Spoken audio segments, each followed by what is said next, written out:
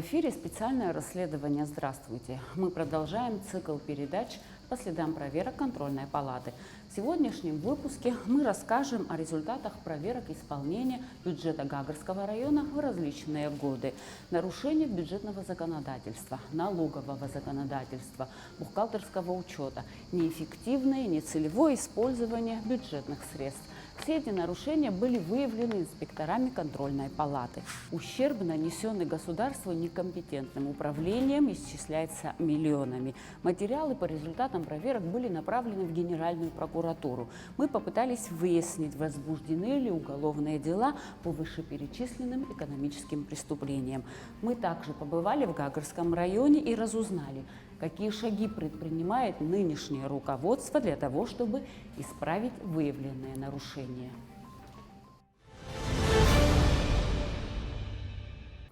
Прежде чем мы перейдем к сегодняшней теме, мне бы хотелось задержать ваше внимание на одном факте. В прошлой передаче речь шла о республиканском унитарном предприятии «Абхазсельхоззаготовка», которое задолжало Министерству сельского хозяйства 9 миллионов 800 тысяч рублей. По результатам проверки контрольной палаты Генеральной прокуратурой было возбуждено уголовное дело. Состоялся суд, который признал виновным Вячеслава Ануа и обязал его выплатить штраф в размере 300 тысяч рублей с конфискацией имущества. В прошлой передаче мы обращались в службу судебных исполнителей для того, чтобы узнать, какое наказание понес виновный. Там нам сказали, что судебное решение к ним не попадало, и Ану избежал наказания. Но вот как дальше развивались события. После того, как передача была в эфире, к нам в редакцию обратился судья Орхан Чеди, который предоставил нам фотоподтверждение тому, что служба судебных исполнителей получила судебное решение. По его словам, в журнале стоит роспись сотрудника службы, который забирал документ. Мы вновь обратились к Зурабу Барцыц, чтобы он разъяснил нам ситуацию. Наша служба-то создана была в середине 2017 года, а вот это судебное решение поступило именно в тот период, когда еще, наверное, еще не была полностью сформирована наша служба, и контроль, регистрация всех поступающих судебных решений, наверное, был еще на низком уровне. Штатное расписание не было укомплектовано, люди еще не были набраны.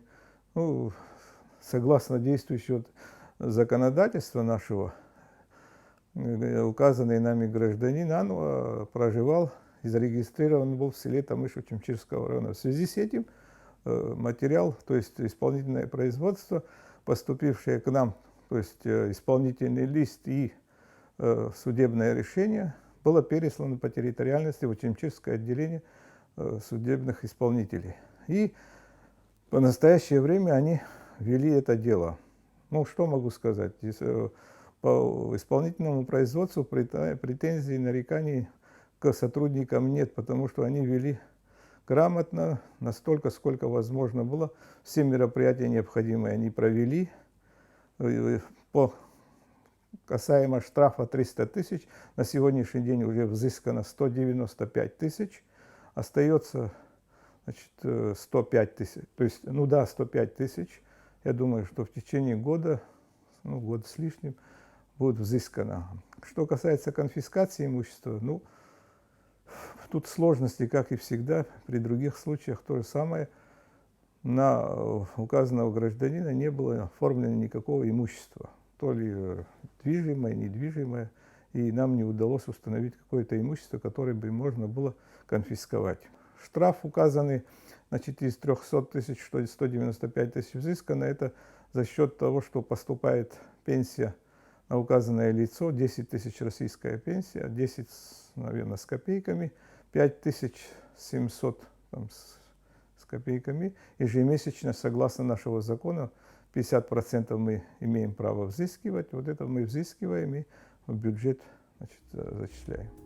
Таким образом, Ануа все-таки понес наказание, но 9 миллионов так и остались висеть в долговой книге. По словам юристов, после того, как состоялся суд, если бы истец, в данном случае Министерство сельского хозяйства, обратилось бы в арбитражный суд в гражданско-правовом русле, то смогли бы обязать Ануа вернуть 9 миллионов. Но, к сожалению, руководство и юристы Минсельхоза не воспользовались этим правом, из-за чего нанесен материальный ущерб государству. Мы и дальше будем следить за развитием событий. Ну а теперь перейдем к Гагрскому району. В рамках утвержденного плана контрольная палата проверила деятельность администрации Гагрского района, ее структурных подразделений и подведомственных организаций. Предмет контрольного мероприятия – деятельность объектов в части принятых обязательств по исполнению бюджета района, а также принятых обязательств в части использования денежных средств, выделенных за счет финансовой помощи Российской Федерации в рамках реализации инвестпрограммы. Аудиторов интересовало целевое использование бюджетных и внебюджетных средств. Проверка проводилась в два этапа. Первый этап охватил 2014 и первое полугодие 2015 годов. Второй этап – 2018 год и истекший период 2019 года. Отчет о результатах контрольного мероприятия получился объемным, но мы вам расскажем о наиболее грубых нарушениях. В ходе проверки исполнения бюджета Гагрского района за 2014 и первое полугодие 2015 года были выявлены нарушения в общей сумме 198 миллионов рублей. Это нарушение бюджетного законодательства на сумму 23 миллиона, нарушение налогового законодательства 2 миллиона, нарушение законодательства о бухгалтерском учете 28 миллионов, нарушение при распоряжении управления государственной собственностью 16 миллионов, неэффективное использование бюджетных и внебюджетных средств 31 миллион, неэффективное использование средств комплексного плана 75 миллионов, нецелевое использование средств комплексного плана 7 миллионов, и материалы в полном объеме были направлены в Генеральную прокуратуру. Проверки исполнения бюджета Гагрского района за 2018 и истекший период 2019 года было выявлено нарушение на общую сумму 98 миллионов рублей. Это нарушение бюджетного законодательства 28 миллионов, нарушение законодательства о налогах и сборах 25 миллионов, нарушение законодательства о бухгалтерском учете 21 миллион, нецелевое использование бюджетных средств 6 миллионов и иные нарушения 13 миллионов. По результатам проверки материалы по 3 объектам были направлены в Генеральную прокуратуру, в частности по объекту Центральной районной больницы Гагрского района, Управлению финансовой администрации города Гагра и Управлению городского хозяйства администрации города Гагра.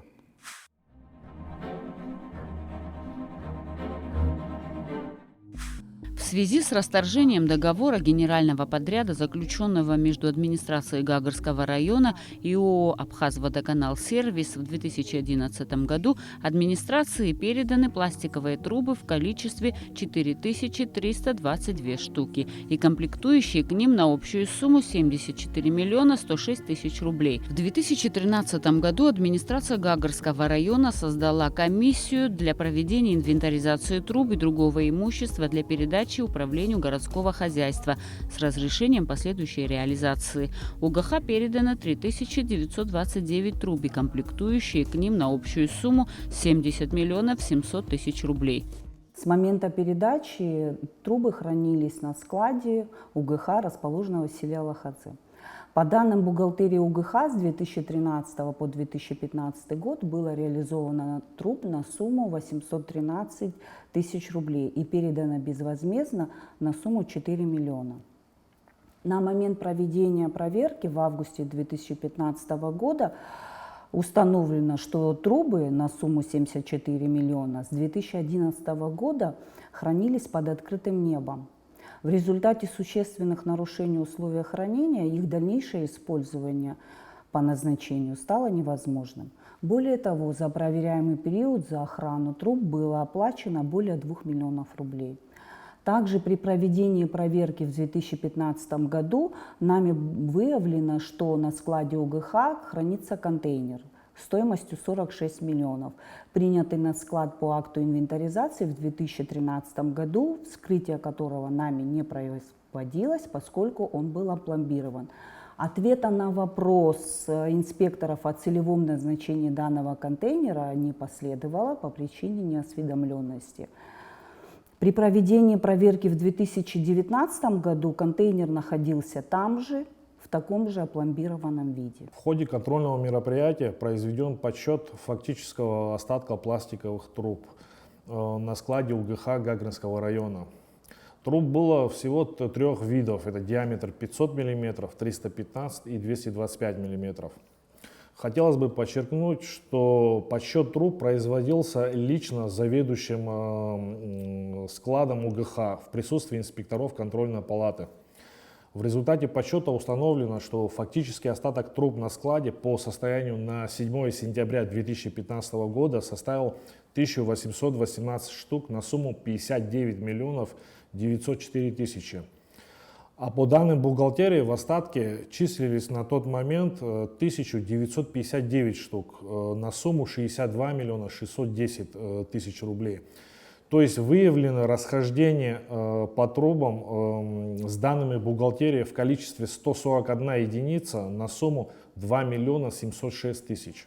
На складе в поселке Алахадзы до сих пор хранятся эти трубы, но их количество существенно сократилось. Осталось около 50 штук. Как нам сообщил заведующий складом УГХ, основная масса была роздана селам района, согласно письмам, которые писали главы. По его словам, по заключению госстандарта трубы нельзя использовать для водопровода, так как по нормам хранения под открытым небом они могут находиться не более 1 года, а здесь они хранятся уже около 8 лет. Теперь их можно использовать для отвода ливневых вод и канализации. В 2018 году около 200 труб передали администрации города Сухум. Часть труб, 72 штуки, переплавили на заводе в Гудауте на нужный диаметр для нужд города. Такие трубы можно использовать для водопровода, согласно заключению госстандарта. Около 50 штук осталось. Осталось, да? Да, ну разных диаметров. Вот это 500, вот это 315, где вот там 225 есть. Опять же, если письма будут от глав района, Гагрского района, ну от других, от Цандрипша, Микил, Рипш, вот это, то мы выдаем им для ливневок. Либо, если посчитают нужным для нужд города, мы их можем отправить на переплавку. Сколько стоит переплавить? В прошлый раз он взял товаром. Ну, как бы у администрации не было финансов, чтобы заплатить, и мы отдали, допустим, если 10 труб надо на изготовление труб, 10 мы ему отдали за работу в качестве материала. До войны на этой территории располагалась птицефабрика. Сегодня склад. Совсем скоро территорию надо будет освобождать. Отметим, что и на охрану данной территории ежемесячно в неведомственной охране Гагрского района выделяется около 80 тысяч рублей. Ну, со временем я как знаю, что уже и платить же надо. Это, как его уже такого количества труб нету, как бы, и хотят от этих остатков избавиться и закрыть. А потом дальше я уже не знаю, администрация будет решать, куда территория или как. Они должны вообще храниться либо под навесом, либо накрытые тентом специальным. Но не было здесь ни тента, никакого. Это они должны вообще были, по идее, делать. Если бы дальше пошло, вот это Абхаз водоканал сервис дальше бы работы проводил, они должны были строить ангар, чтобы эти трубы были под крышей. А почему они тогда не доделали? Что произошло? Ну, это я уже не знаю. Также не решена судьба контейнера стоимостью 46 миллионов, который со всем содержимым все еще находится здесь. Стоит опломбированный уже 8 лет. Судя по документам, которые у нас есть накладные, там находятся шкафы управления для насосных станций. Контейнер опечатанный, мы его не вскрывали, потому что просто так мы его вскрыть не можем. Это нужно делать комиссионно, как бы, и до сих пор он стоит опечатанный. Если можете посмотреть, он запечатанный, стоит пломба. Содержимое не испортилось? Ну, я думаю, что нет, потому что контейнер, как вы видите, он более-менее герметичный и опломбированный, туда никто не залазил. Ну, я так думаю, что он не испорчено оборудование. Ну, а что вы с ним планируете делать? Вы писали какие-то письма, ну, на балансе? Ну, сейчас, в данный момент, мы хотим его написать письмо в кабинет министров, чтобы что-то решали его. Либо забрали, либо куда-то дели. Потому что в ближайшее время этот склад закрывается. Данная территория, она сейчас охраняется в неведомственной охраной города Гагра. И как это будет, территория закрываться, и данный контейнер нужно будет убирать.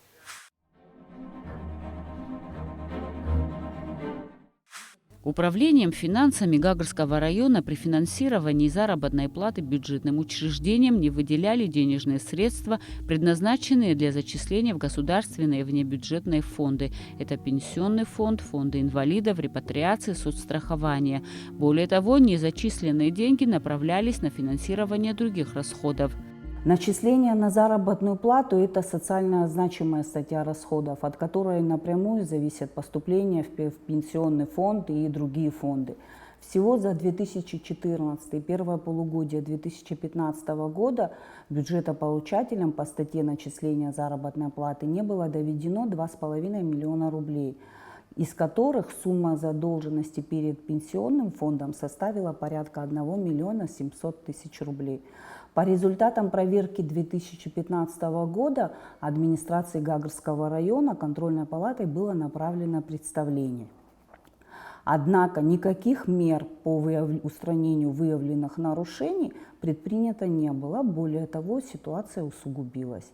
И уже при проведении проверки в 2019 году сумма недофинансирования по статье начисления на выплаты по оплате труда за период 2018 и первое полугодие 2019 года составила 14 миллионов рублей, из которых не поступило в пенсионный фонд порядка 9 миллионов 800 тысяч рублей. При этом задолженность перед фондами не планировалась в расходной части бюджета на последующие годы. Управление финансами администрации Гагарского района возглавляет Астамур Гочуа. Он же здесь работал и на момент последней проверки контрольной палаты в 2018 и 2019 годах, поэтому хорошо знаком с выводами инспекторов. Но хочу заметить, на конец года из этих 8 миллионов 389 тысяч рублей погашено уже было на конец года 2019 года 5 миллионов 355 тысяч рублей. И задолженность по 2019 году был остаток 3 миллиона 33 тысячи рублей, за 2018 год 5 миллионов 893 тысячи рублей. Также в этом акте были даны рекомендации управлению финансами, каким образом и дальше что делать. Эти рекомендации соблюдены. То есть мы эти задолженности не откинули, как в прошлые года, то есть отнеслись и относимся к этому серьезно. И по рекомендации даже контрольной палаты мы эти задолженности предусмотрели, основную часть предусмотрели для погашения в 2021 году. Даже могу озвучить суммы, например, из 8 миллионов, то, что мы на конец 2019 года, то, что я сказал, что основная часть была погашена, остаток составил 8 800 за 2018 и за 2019 год. В 2021 году из этой суммы мы предусмотрели 3 миллиона 339 тысяч рублей для погашения. На сегодняшний момент из этой суммы, то есть мы уже 1 миллион рублей оплатили по внебюджетным фондам, и остальная сумма, предусмотренная в расходной части, это остаток 2 миллиона 300 или 2 миллиона 400 тысяч рублей, что осталось, мы до конца года погасим. Ну, та часть за 2018 год, то, что осталось 5 773, мы уже предусмотрим в расходной части 2022 года, и задолженность за 2018-2019 год будет полностью погашена.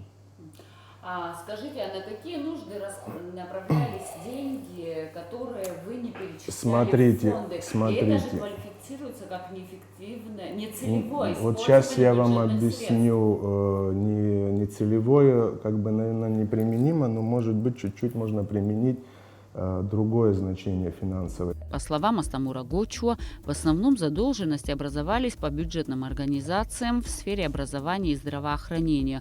Он затрудняется ответить, почему отставание по доходной части составило в 2018 году 87 миллионов, а в 2019 году 47 миллионов. Такая ситуация привела к невозможности выполнить и расходные обязательства по начислению в фонды. В бюджете элементарно не хватало средств.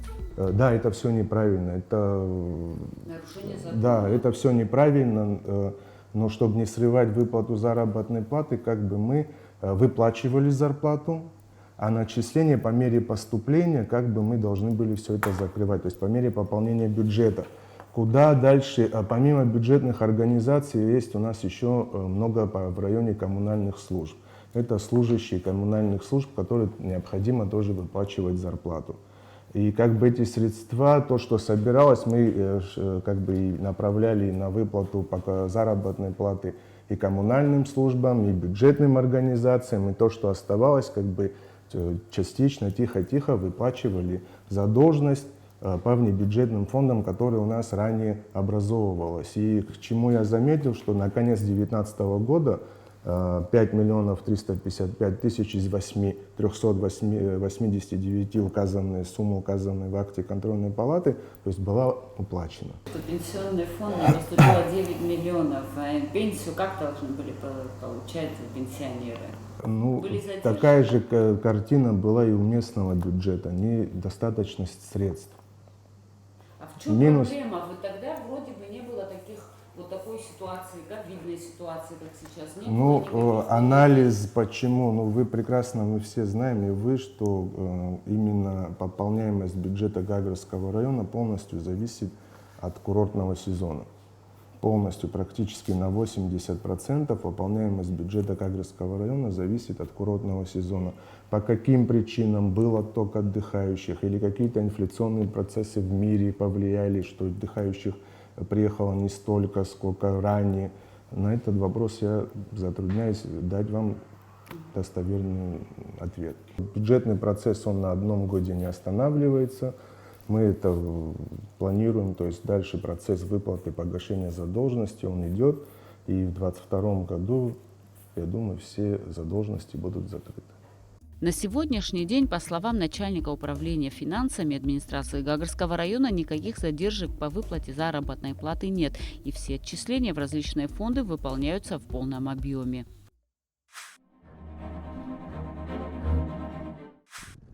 Гагрский район ежегодно получает дотацию из республиканского бюджета. При этом в ходе регулярных проверок исполнения бюджета Гагрского района неоднократно отмечалось неэффективное администрирование собственных доходов. То есть не в полной мере учитываются имеющиеся резервы и занижаются доходы, подлежащие к поступлению в бюджет. В ходе проведения контрольного мероприятия в Гагрском районе на объекте Комитет по управлению имуществом и приватизации было установлено, что при сдаче объектов муниципальной собственности района по всем без исключения договорам, ни разу со дня заключения договоров не пересматривались суммы арендных платежей с учетом рыночной конъюнктуры. Так, например, один из примеров, магазин в городе Пицунда площадью 110 квадратных метров, годовая стоимость арендной платы 2400 рублей. Также не начислялись пени по несвоевременным арендным платежам. Ну и, соответственно, не учитывались при составлении доходной части района на следующий год. В 2013 году решением городского собрания была утверждена методика расчета арендной платы для объектов муниципальной собственности Гагрского района. Инспекторами контрольной палаты в ходе проведения контрольного мероприятия в 2015 году, согласно этой методике, с учетом минимального размера поправочных коэффициентов, был произведен этот расчет, в результате которого вышла разница между стоимостью аренды объекта в год, согласно методике расчета, и стоимостью аренды по тем ценам, по тем суммам, по которым заключены договора, 16 миллионов 77 тысяч рублей. То есть бюджет недополучил такую сумму за год. Но это все по результатам контрольного мероприятия, которое проводилось в 2015 году. Исполняющий обязанности председателя по управлению имуществом и приватизации при администрации Гагрского района сообщил нам, что на сегодняшний день они произвели инвентаризацию договоров аренды по всему Гагрскому району, вызывают в администрацию арендаторов и перезаключают договоры. У нас в 2013 году было принято решение собрания, где они утвердили новые коэффициенты в зависимости от месторасположения объекта сдачи, и от этого коэффициенты повышают. То есть это Пицунда, Гагра, прибрежная зона. То есть это, конечно, не применялось ничего, договора не пересматривались, хотя в договорах аренды предусмотрены такие пункты, что раз в 3 года арендодатель может пересматривать договор аренды. Но, к сожалению, этого не делалось. На данном этапе мы первым делом, конечно, надо знать объем. То есть если я не знаю объема, как бы и глава, мы не знаем, с чем работать. Поэтому мы это все поднимаем. Также там было действительно то, что указано в акте, не были все договора аренды зарегистрированы в госкомимуществе. Потому что по закону Республики Абхазия свыше 70 тысяч рублей, если сумма объекта, то он должен регистрироваться в госкомимуществе Абхазии. И получается, он заключенный считается с момента регистрации там у них. Но такие договора не было. Потом у нас много как бы юридических фирм, вот эти договора аренды, которые не прошли перерегистрацию, когда по закону определенное время отдавалось им, чтобы они прошли перерегистрацию. Ну, таких много очень. То есть мы вызываем, находим собственников этих фирм, как бы, чтобы, если как бы с их стороны не будет никаких подвижек, мы, естественно, будем уже готовить материалы для суда, чтобы взыскивать с них задолженность. Если, конечно, фирма действующая, но большинство фирм, я могу сказать по практике, они не действующие. То есть перерегистрацию не прошли, то есть фирма получается не действующая. И вот так мы будем работать и, естественно, подготавливать распоряжение об аннулировании договоров. Как заметил Беслан Куртава, хотя процесс перезаключения договоров перманентный, но он вяло текущий. К сожалению, арендаторы неохотно идут на контакт. Куртава заявил о намерении действовать строго по закону и заставить всех оплатить имеющиеся задолженности, а при необходимости будут расторгать договоры аренды и обращаться в судебные инстанции. На кого заключен этот договор, вызывать к нам и, естественно, будем их понуждать, чтобы перезаключить этот договор уже по новым реалиям, по рыночным. То есть, видите, как получается, до этого ничего это не делалось, к сожалению. Поэтому сейчас определенный объем большой материалов накопился. На данном этапе мы как бы с Юрием Львовичем говорили такую ситуацию, что мы берем город Гагру и хотя бы крупные объекты, потому что крупные объекты, сами понимаете, там у них арендная плата выше должна быть, плюс у них там еще располагается по госактам земля. То есть они также земельный налог тоже не оплачивались по этим договорам аренды, хотя, к примеру, гостиничного типа у них довольно-таки большой налог на землю, санаторно-курортного там назначения чуть-чуть меньше, торговля тоже у них большая ставка по земельному налогу. В акте контрольной палаты написано, что так, согласно утвержденной методике инспекторами контрольной палаты республики Абхазия был произведен расчет арендной платы объектов муниципальной собственности, сданных в аренду с использованием минимального размера поправочных коэффициентов. В результате разница между стоимостью аренды объекта в год согласно методике расчета и стоимостью аренды в год по договорам аренды составила 16 миллионов рублей.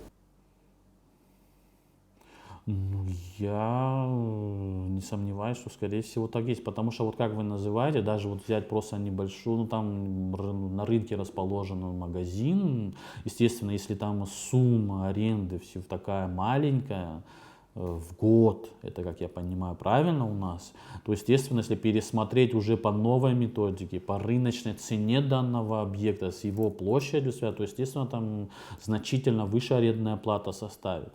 То есть и такие же у нас есть пансионаты, некоторые расположенные в Гагарском районе, где у них арендная плата тоже в год совершенно не соответствует действительности. То есть они занимают огромную площадь земельных участков, также и квадратура большая у них, а арендные платежи очень маленькие. Но мы же все знаем, что Гагарский район дотационный. Если, допустим, контрольная палата в своем акте указала, что неэффективное администрирование собственных доходов.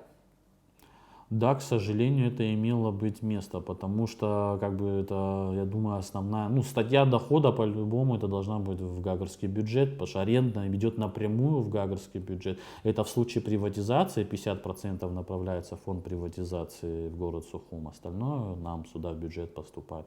Поэтому арендная плата и налоги, естественно, за землю, это существенная, я думаю, доля пополнения бюджета Гагарского района. Часть, к примеру, договоров аренды, объекты были уже приватизированы, приватизированы в свое время, а договоры у нас как бы не проходили, то, что объект уже приватизирован. Сейчас мы приводим это все в порядок, сделаем реестр договоров аренды, также, естественно, реестр приватизированных объектов, также создаем реестр муниципальной собственности на сегодняшний день, которая осталась в городе Гагры, также во всем районе. Также подготавливаем, конечно, реестр местной собственности, то есть частной, которые уже объекты построили, ввели в эксплуатацию люди, то есть население, граждане. То есть на это, к сожалению, необходимо время. То есть, 27 лет до этого я не спорю, конечно, время было, но, к сожалению, как бы, не знаю, как это объяснить ситуацию. Плохо работали, наверное, или где-то, видать, руководство, может, как бы не понуждало. Стараемся, работаем, чтобы население тоже привыкло, что необходимо оплачивать налоги за землю, за объекты аренды, если брали их. То есть необходимо проводить работу. При проведении всех необходимых мер поступления в гагрский бюджет будут существенными, убеждены в администрации района. И это первоочередная задача, которую они рассчитывают решить в ближайшие годы.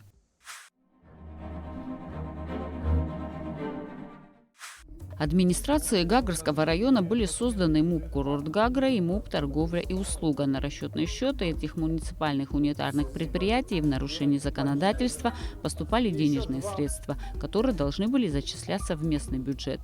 Это, в частности, разрешение на право размещения объектов выносной мелкорозничной торговли, разрешение на право размещения мест реализации экскурсионных билетов, путевок и поступление от эксплуатации пляжных зон. По сути, это земельный налог. Особо следует отметить взаимосвязанность отдела экономики и потребительского рынка администрации Гагрского района с деятельностью МУП «Торговли и услуги». И точно так же аналогично управление по курортам и туризму администрации Гагрского района с деятельностью МУП «Курорт и туризм», которые размещаются в одном здании администрации, осуществляют идентичную деятельность и, по сути, МУПы фактически выполняют функцию расчетных счетов отделов и управления. То есть вместо получения прибыли от хозяйственной деятельности вышеуказанные МУПы получали доход от выдачи разрешительной документации и платежей за землю, то есть за пляжи, которые подлежали зачислению в бюджет Гагрского района.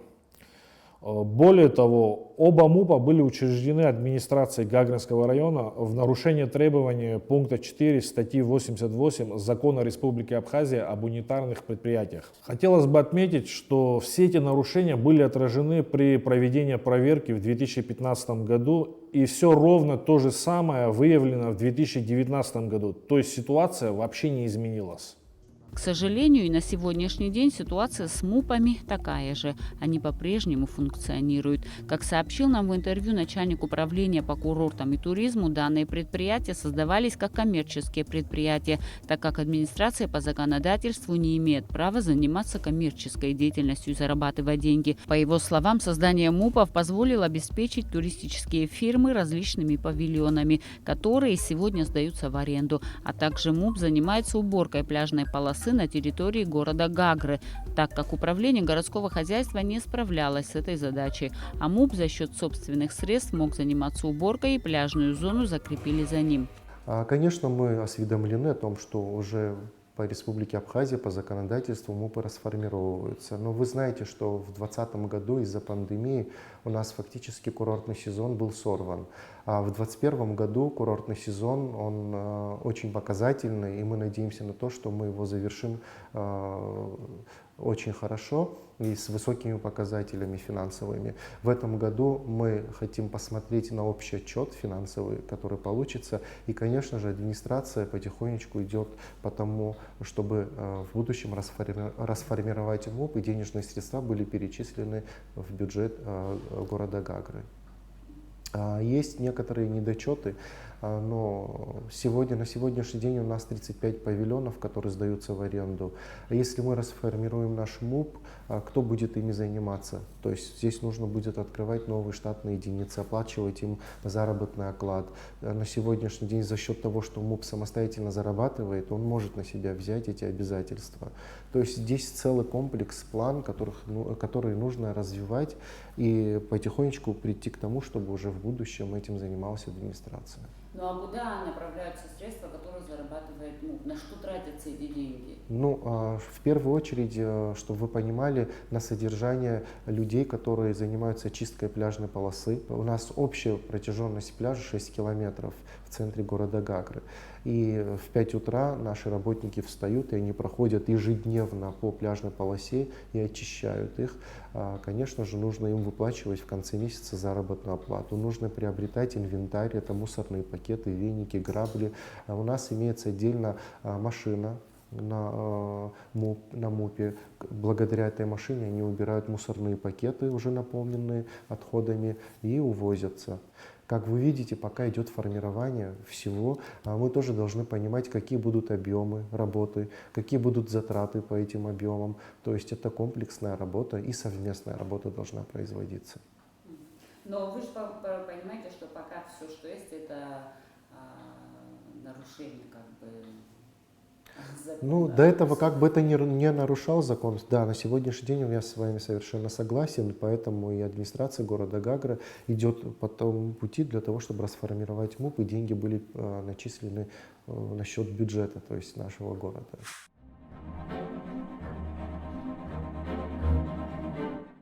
В ходе контрольного мероприятия было выявлено, что во дворе Гагрской ЦРБ построено одноэтажное здание, которое не значится в генеральном плане. Согласно объяснительному письму главврача, строительство началось задолго до его вступления в должность. Ранее коллектив больницы направил письмо в Кабинет министров Республики Абхазия, Министерству здравоохранения и главе администрации города Гагра с просьбой приостановить строительство объекта и снести данное здание, так как оно расположено на месте противопожарного бассейна. Строительство было приостановлено на несколько лет, однако в 2019 году строительство возобновилось, не имея на то соответствующее разрешение. Материалы по данному факту были направлены в Генеральную прокуратуру. Мы побывали в Гагрской центральной больнице. И действительно, на месте противопожарного бассейна стоит новое здание с ремонтом. Сегодня оно не функционирует. По словам работников больницы, которые пожелали остаться за кадром, история с этим зданием длится давно, более 10 лет. Хозяином является бывший сотрудник Гагрской прокуратуры по фамилии Богателья. На момент начала строительства у него были все необходимые документы. Как ему удалось получить разрешение на строительство в неположенном месте, остается загадкой. С самим хозяином здания нам не удалось связаться. Что делать с незаконным строением, должны решить компетентные органы. Как мы уже говорили выше, материалы по результатам проверок были направлены в Генеральную прокуратуру. Как нам удалось выяснить, из 3 материалов в Гагрскую прокуратуру поступил лишь 1 – проверка исполнения бюджета за 2014 и 2015 годы. Но по словам гагрского прокурора, в этом деле не было состава для возбуждения уголовного дела, и материал был возвращен в Генеральную прокуратуру на представление. Судьбу других материалов, несмотря на все наши попытки, нам не удалось узнать. Экономические преступления – это деяния, наносящие ущерб финансовой составляющей государства. Коррупция, подобно ржавчине, разъедает узлы и крепления государственного механизма. Сокрытие налогов, теневые финансовые махинации, создание фирм-однодневок, а также неэффективное и нецелевое использование бюджетных средств. Все эти деяния являются экономическими преступлениями. Контрольная палата выявляет нарушения и дает необходимые рекомендации для исправления допущенных ошибок. Следование им и букве закона приведет страну к оздоровлению и укрепит авторитет власти. Мы впредь будем отслеживать, какое развитие получат выявленные контрольной палатой финансовые нарушения. Любой желающий может ознакомиться с материалами проверок контрольной палаты на их официальном сайте. Вся информация находится в свободном доступе. До новых встреч!